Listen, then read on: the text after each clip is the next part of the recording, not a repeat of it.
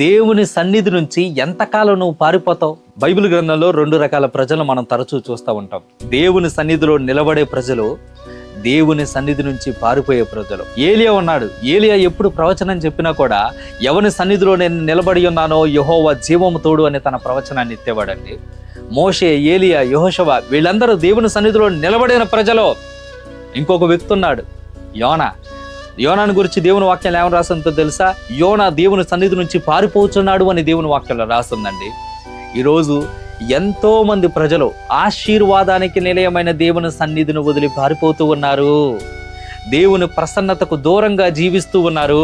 జీవ మార్గము నుంచి దూరముగా పారిపోయే వ్యక్తులు ఎంతమంది లేరు?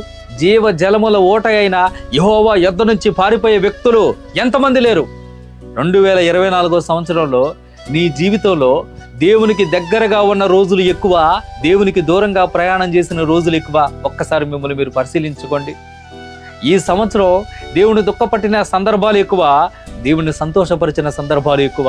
ఆయన అంటు పెట్టుకొని ఉన్న సందర్భాలు ఎక్కువ, ఆయనకు దూరంగా జీవించిన సందర్భాలు ఎక్కువ. ఒక్కసారి మిమ్మల్ని మీరే పరిశీలించుకోండి. ఎంతకాలం దేవుని సన్నిధి నుంచి మీరు పారిపోతూ ఉంటారు? దేవుని యొద్ద నుంచి మీరు పారిపోతూ ఉంటారు. బైబిల్ గ్రంథంలో చాలా మంది వ్యక్తులు దేవునికి ఇష్టం లేని వాటి యొద్ద నుంచి పారిపోయారండి.